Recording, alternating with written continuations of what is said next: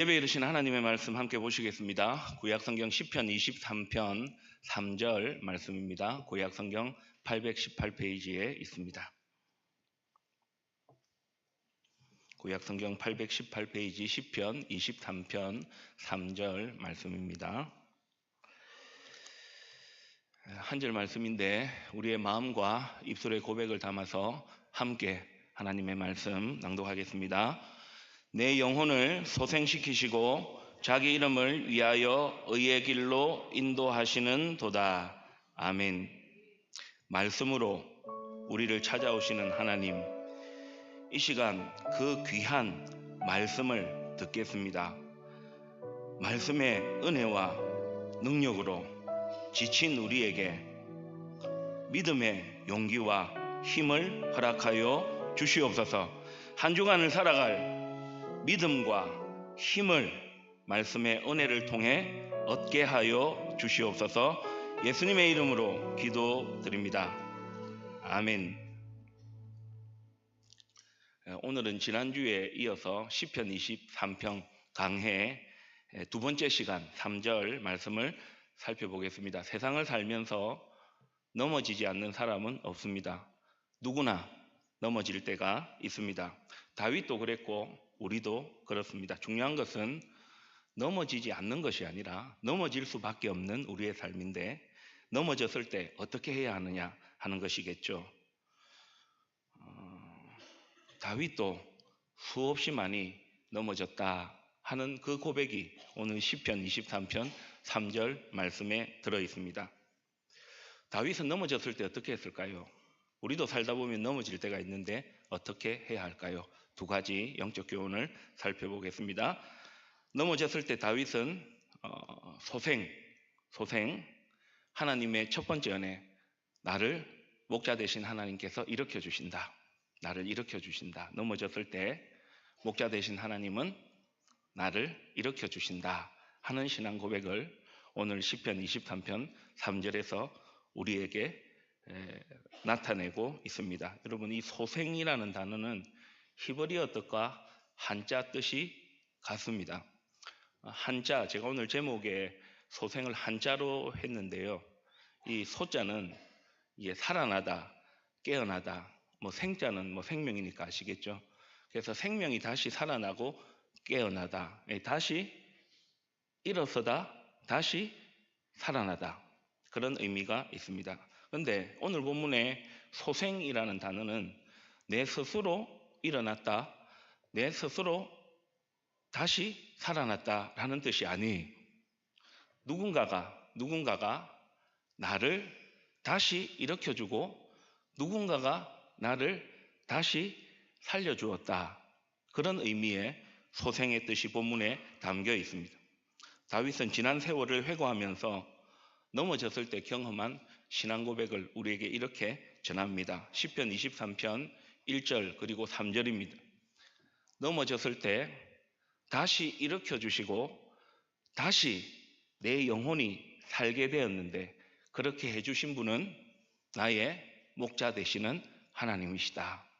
나의 목자 되신 하나님께서 수없이 많이 넘어졌지만 그 넘어질 때 나를 일으켜 주셨다. 소생, 다시 일으켜 주셨다, 다시 살리셨다 하는 신앙 고백을 다윗이 우리에게 전하고 있는 것이죠. 필립 켈러라는 분이 있는데요. 이분은 캐나다에서 이제 기독교 서적을 그 책을 쓰는 분인데, 이분이 예전에 어린 시절 때 그 목자가 양을 치는 것을 봐왔고 실제로 이 목동의 경험을 조금 했다고 합니다. 이 필립 켈러가 이 시편 23편에 관한 글을 쓰면서 목동 시절의 경험을 되살려서 이런 내용을 적고 있거든요. 그분이 쓴 책이 이 책입니다. 양과 목자. 이 양과 목자라는 이 책 내용에 보면 넘어진 양에 관한 이야기를 하고 있습니다. 저는 예전에 그 대학부를 지도할 때에 우리 대학부 학생들 데리고 평창에 한번 수련회를 데리고 가려고 스키도 한번 태워주고 수련회도 한번 해줘야 되겠다. 눈을 많이 못 보니까. 그래서 답사차 갔는데 거기 대관령에 삼양목장이라고 있어서 저는 그때 양을 실제로 한번 보았던 기억이 납니다. 양은 이 몸이 이렇게 둥그스름하면서 이게 몸이 커요. 그런데 문제는 다리가 짧아요. 가늘어요. 그래서 이 양이 가다가 넘어져요. 근데 넘어지면 스스로 일어나지를 못해요. 제가 동영상을 한번 찾아봤거든요. 한번 보셔요. 진짜 양이 딱 넘어지면 스스로 못 일어나요. 중요한 것은 넘어진 상태로 계속 있게 되면 이 배에 가스가 찬다나요. 그리고 혈액순환이 잘 안 된대요. 그러니까 넘어진 상태로 계속 있으면 이 양은 생명의 위협을 받게 되는 거죠. 그러니까 저와 여러분이 그냥 넘어진 거하고 이 양이 넘어지는 것은 정말 다르다는 거죠. 그런데 이 목자가 뭐 푸른 조장 실만한 물가로 인도하지만 이 양의 습성을 잘 알기 때문에 목자는 항상 주의를 항상 가지고 이 양들을 살펴보는데요. 왜 살펴보느냐? 넘어진 양이 있을까봐. 왜? 양이 넘어진 상태로 계속 있으면 생명의 위협을 받고 죽을 수도 있으니까. 따라서 목자는 두루 살피면서 넘어진 양이 있는지 없는지를 보고 만약에 넘어졌으면 목자는 그 넘어진 양을 일으켜 준다는 거죠. 다윗도 여러분 아시는 것처럼 목동의 삶을 살아봤잖아요. 제가 이 시편 23편이 다윗이 노년에 지은 시라고 학자들이 보는 견해를 제가 따른다라고 말씀을 드렸는데, 이 시편 23편을 이 하나님 앞에 신앙 고백하는 시를 쓰면서 자신이 살아왔던 때를 회고해 보니까 정말 그렇구나. 인생의 여정 가운데 넘어지고 싶어서 넘어진 게 아닌데 넘어질 때가 참 많이 있었구나. 그런데 어떻게 내가 여기까지 왔을까? 양은 넘어지면 생명의 위협을 받는 치명적인 위기에 처해 있고 목자가 일으켜주지 않으면 그냥 죽는데, 자신의 삶을 회고하면서 나도 넘어질 때가 참 많았는데 그 넘어졌을 때 내가 어떻게 일어났을까 생각해 보니까 이런 신앙 고백이 나온 거죠. 저를 한번 따라서 해보시겠습니까? 내 영혼을 소생시키시고 다시 일으켜 주셔서 근데 한두 번이 아니었겠죠. 수없이 많은 인생의 믿음의 여정을 걸어가면서 넘어졌는데 넘어질 때마다 목자 되신 여호와 하나님께서 나를 쭉 보시면서 넘어졌다고 필요 없다, 쓸모 없다 내버려 두지 아니하시고 다시 일으켜 주셨다. 그 신앙 고백이 오늘 시편 23편 3절 내 영혼을 소생시키시고 거기에 담겨 있는 것이죠. 솔로몬이 잠언 말씀에서 이런 말씀을 남겼습니다. 잠언 24장 16절 말씀은 여러분이 한번 읽어 주십시오.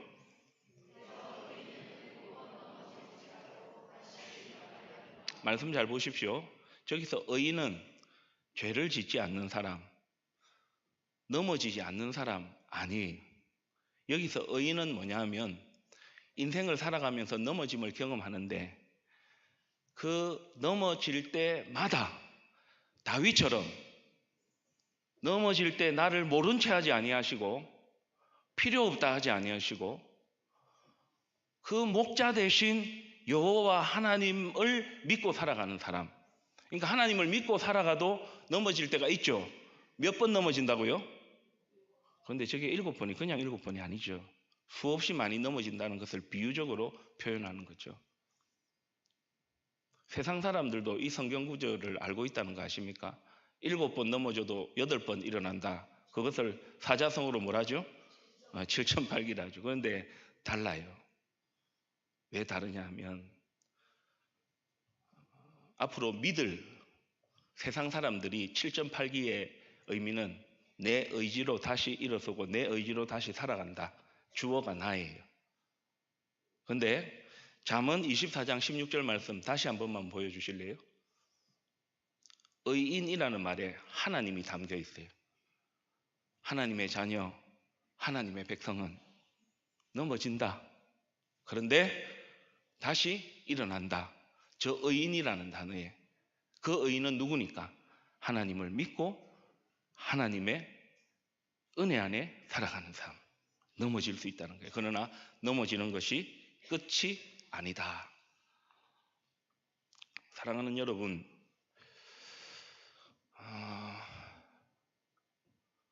아마 지난 한 주간 믿음으로 살려고 노력했음에도 불구하고 잘 안 되셨을 거예요. 여러분의 이야기가 아니고 저의 이야기이기도 합니다. 그런데 넘어질 때 우리가 신앙 고백해야 할 것이 하나 있어요. 여름이니까 조금 번거로우셔도 저를 한번 따라서 해보셔요. 넘어져도 끝이 아니다. 넘어지거나 우리가 생각한 대로 잘 되지 않으면 우리는 끝이다. 그렇게 단정하는 경우가 많아요. 그 한 상황만 놓고. 그 한 상황만 놓고. 근데 여러분 생각해 보십시오. 과거를 살아오시면서 야, 이거 이러다가 끝났다. 그런 생각이 참 많이 하셨을 건데요. 그래가 끝이 났습니까? 아니잖아요. 그때 끝났으면 지금 여러분은 없잖아요. 다윗뿐만 아니라 하나님께서 끝났다, 넘어졌다, 더 이상 안 된다 할 때 우리를 모른 채 하지 아니하시고 쓸모없다, 필요없다 버려두지 아니하시고 포기하지 않으시고 그때마다 내 영혼을 내 스스로 가지는 의지와 누군가의 말에 매여 살지 않게 하시고 우리의 목자 되신 하나님께서 내 스스로의 의지, 누군가의 말보다 크신 은혜를 베푸셔서 넘어질 때 그 넘어짐으로 끝나지 아니하고 지금까지 살아오신 것이 목자 되신 여호와 하나님께서 다윗뿐만 아니라 저와 여러분을 소생 다시 일으키시고 다시 살리신 은혜인 줄 믿습니다. 다윗이 이 신앙 고백을 우리에게 가르쳐 주는 것이죠. 여러분, 공기가 눈에 보이지 않지만 숨을 쉬면서 공기가 있다는 것을 아는 것처럼 의외로 목회자도 직분자도 우리 성도들도 하나님이 살아 계신데 마치 하나님이 계시지 않는 것처럼 넘어졌는데 다시 일어날 수 있는데 다시 일어났는데 마치 끝난 것처럼 생각하신다면 오늘 다윗이 전하는 소생의 첫 번째 하나님의 은혜, 내 영혼을 소생시키시고 넘어진 나를 다시 일으켜 주시고 끝났다 생각하는 나에게 다시 시작하게 하시는 그 은혜를 붙잡고 믿음으로 사시기를 축복합니다. 소생의 두 번째 은혜는 이것입니다. 넘어진 양을 목자가 그냥 일으켜 세워주는 것만은 아니에요. 넘어진 양을 목자가 다리를 주물러 가면서 딱 세우고 난 다음에 목자가 그 양을 인도해 가요. 마찬가지로 저와 여러분도 믿음의 여정을 걸어가고 인생의 여정을 걸어가다 보면 넘어질 때가 있어요. 끝났다 생각했는데 끝이 아니에요. 우리 하나님은 좋아도 너무너무 좋으신 하나님이시고 크셔도 너무너무 크신 하나님이시고 우리를 사랑하셔서 가장 소중한 예수님을 이 땅에 보내시면서까지 우리를 구원하신 하나님이시기 때문에 하나님은 넘어진 우리를 일으켜 세워 주실 뿐만 아니라 다시 걷게 하셔요. 다음을 향해 나가게 하셔요. 그래서 저와 여러분이 오늘까지 왔고요. 앞으로도 갈 것이에요. 다윗의 소생의 하나님 은혜 두 번째 신앙 고백이 화면에 나올 것입니다. 3절 말씀 다시 한 번 더 보시기를 바랍니다. 내 영혼을 소생시키시고 다음 부분은 여러분이 읽어주십시오. 저는 여기서 두 가지 영적 교훈을 봅니다. 첫 번째는 자기 이름을 위하여. 넘어진 양을, 넘어진 우리를 하나님이 이름을 거시고 일으켜 주시고 인도해 가셔요. 여러분, 그 상대방이 나를 믿지 못하면 하는 표현이 있죠.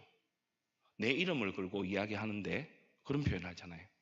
하나님이 넘어진 다윗을 일으키시고 난 다음에 이어서 하신 말씀이 뭐냐면 자기 이름을 위하여 내 이름을 걸고, 여기서 내 이름을 건다는 것은 이런 표현입니다. 아유, 자꾸 따라하라 하면 또 그러실 것 같긴 한데 그래도 한번 따라서 해보셔요. 내가 끝까지 책임진다. 자기 이름을 위하여란 말은, 자기 이름을 위하여라는 말씀 속에는 넘어진 너를 내가 일으켜 주었으니까 일으킨 상태로만 두지 않고 끝까지 일어선 상태에서 다음을 향해 나갈 수 있도록 내가 책임진다. 내 이름 걸고, 내 이름 걸고, 내 이름 걸고. 두 번째는 하나님께서 자기의 이름을 위하여 의의 길로 인도하신다. 의의 길로 인도하신다는 의미가 무엇일까요? 시편 23편 수없이 들어오셨고, 시편 23편을 좋아하시는 분들은 수없이 이 말씀을 읽고 암송하면서, 저도 이 말씀 암송해서 우리 교우들 신방하거나 또 임종을 앞두셨을 때, 몸이 많이 아프실 때, 정말 힘들어 하실 때 이 말씀을 제가 외운 것으로 낭독해 드려요. 의의 길로 인도하신다라는 의미가 어떤 의미일까? 이걸 한번 생각해 보시면 좋겠는데요. 의의 길로 인도하신다는 것은요, 내가 말씀을 잘 알고 잘 지켜서 내 경건한 삶을 살아간다라는 것이 아니라 의의 길은 이것이에요. 하나님께서 있으라 하신 자리에서 해야 할 일을 감당하는 믿음의 삶. 다시요. 하나님께서 있으라 하신 자리, 보내신 그 자리에서 나에게 맡기신 해야 할 일을 감당하며 살아가는 삶이 의의 길로 인도하시는 겁니다. 왜 넘어진 다윗을 일으켜 주시고 왜 넘어지는 저와 여러분을 하나님께서 일으켜 주실까요?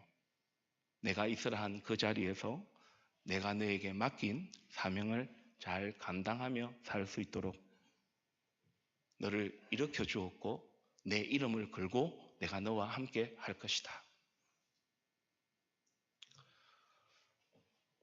우리 부모님들은 부모님의 자리에서 부모님께서 맡기신 일들을 잘 감당하는 것이 의의 길로 인도하시는, 하나님께서 이름을 걸고 책임지시면서 저와 여러분에게 주시는 그 의의 길로의 인도하심입니다. 부부로 살아가는 것, 우리 자녀들이 부모님과 함께 가정에서 믿음으로 자라가는 것, 주의 몸된 교회를 하나님께서 부르셨잖아요. 부모님도 이 세상에 딱 한 분밖에 없잖아요. 자녀들도 딱 한 명밖에 없잖아요. 이 세상에서.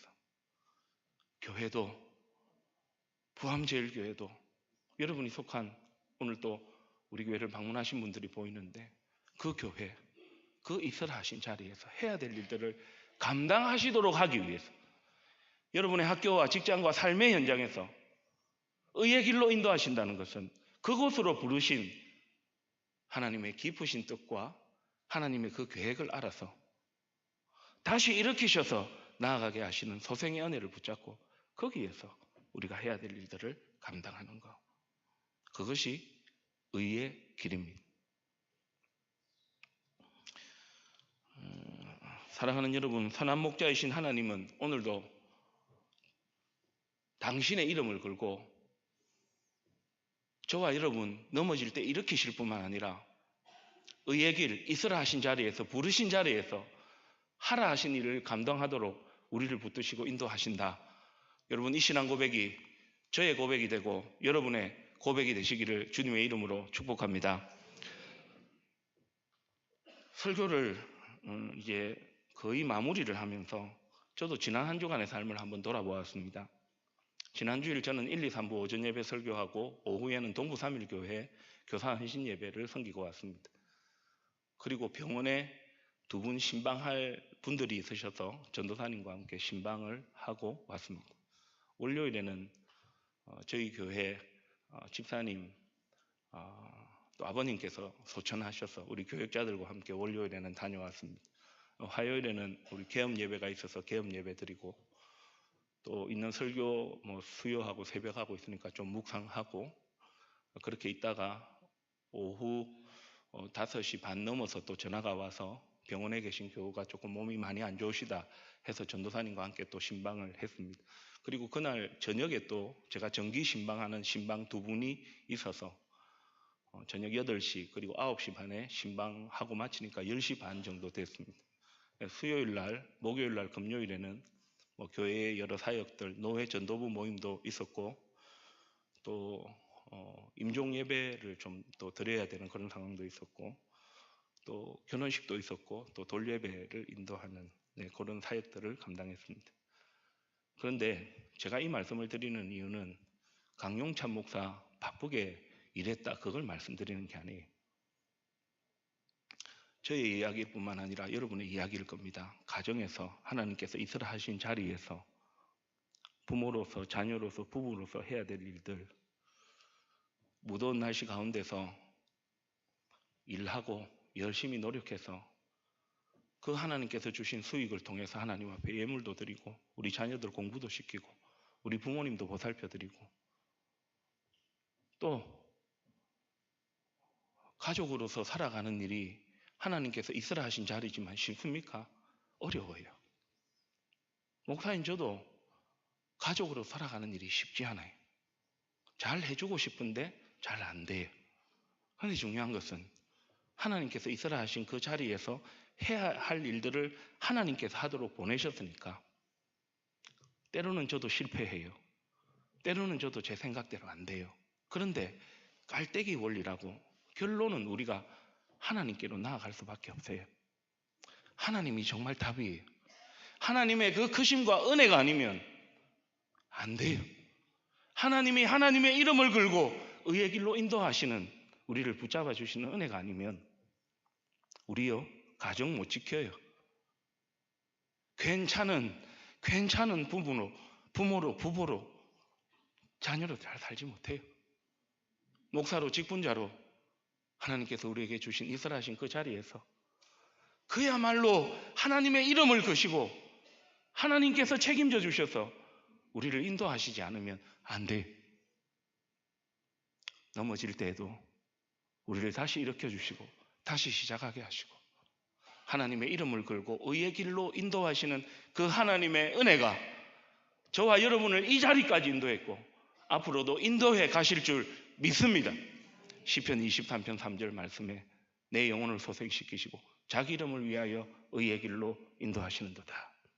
그 신앙 고백이 바로 이것이죠. 지난 한 주 바쁘게 사셨지요? 좀 신경 안 쓰고 몸으로 할 수 있는 일이라면 밤새도록 할 것 같은데 그게 아니라 이 생각, 저 생각 어떻게 하면 우리 자녀들 믿음으로 잘 양육할까? 어떻게 하면 내가 부모됨의 자리를 잘 지킬까? 어떻게 하면 내가 하나님께서 있으라 하신 직장에서 어떻게 하면 내가 하나님께서 보내신 삶의 자리에서 믿음으로 잘 살아갈까? 그러다가 넘어지죠. 그런데 그때 다윗은 생각해 보니까 일으켜 주시고 그냥 일으켜 주실 뿐만 아니라 의의 길로 인도하시는 이름을 걸고 책임져 주시는 하나님의 은혜가 있었다. 이것이 오늘 시편 23편 3절이 저에게도 여러분에게도 주시는 하나님의 말씀이죠. 저는 시편 23편 3절 말씀을 다윗이 재해석했다고 생각합니다. 모든 것이 다 은혜로 흘러가잖아요. 저는 시편 23편 3절의 말씀을 다윗이 재해석해서 이렇게 신앙 고백한 것 같아요. 고린도전서 15장 10절 말씀 같이 읽겠습니다. 그러나 내가 나된 것은 하나님의 은혜로 된 것이니 내게 주신 그의 은혜가 헛되지 아니하여 내가 모든 사도보다 더 많이 수고하였으나 내가 한 것이 아니요 오직 나와 함께 하신 하나님의 은혜로라. 시편 23편 3절 말씀이 저에게 보였어요. 목자 되신 여호와 하나님께서 내가 넘어질 때마다 쓸모없어 필요 없어 그러지 아니하시고 딱 붙잡아서 일으켜 주시고, 그냥 일으켜 주실 뿐만 아니라 의의 길로 있으라 하신 자리에서, 부르신 자리에서 해야 할 일들을 감당하도록 인도해 주시는, 이름을 거시고 끝까지 책임져 주시는. 바울도 그랬잖아요. 예수 믿는 사람을 잡아 가두는 일에 앞장섰는데 다메섹 광야에서 부활하신 주님을 만나고 사도의 사명을 감당하는 일이 쉽지 않았습니다. 내가 사도라 불림을 받았지만 사도라 불림을 받을 수 없는 난 너무 작은 자였는데 그런 나를 일으켜 주시고 의의 길로 인도하시는 하나님, 그 하나님의 은혜. 저는 시편 23편 3절 말씀을 다윗이 재해석했다고 생각합니다. 여러분, 이 다윗의 고백이, 이 바울의 고백이 저와 여러분의 고백이 되시기를 주님의 이름으로 축복합니다. 7, 8월 달 설교를 조금 짧게 마치겠다 했는데 시간 보니까 오늘도 그 약속은 지킬 수 있을 것 같습니다. 이제 말씀을 마치겠습니다. 이번 한 주간 소생이라는 단어를 조금 기억하시며 살면 좋겠습니다. 소자라는 것은 살리다, 깨우다. 그러니까 우리 스스로 뭔가를 할 수 없어서 넘어져 있는 우리를 다시 깨우고 일으키고, 그 다음 시편 23편 말씀에 의하니까 그냥 일으킬 뿐만 아니라 하나님께서 이름을 걸고 내가 책임진다 하시면서 있으라 하신 자리에서 해야 할 일들을 감당하도록 베푸시는 은혜, 그것이 바로 소생에 담긴 하나님의 은혜입니다. 서론에서 말씀드린 것처럼 살면서 넘어지지 않는 사람은 없습니다. 다윗도 그랬고 저와 여러분도 마찬가지입니다. 혹시 넘어졌습니까? 지치고 낙심하여 아이고 이제 끝이 아닌가 그래 생각하십니까? 끝이 아니에요.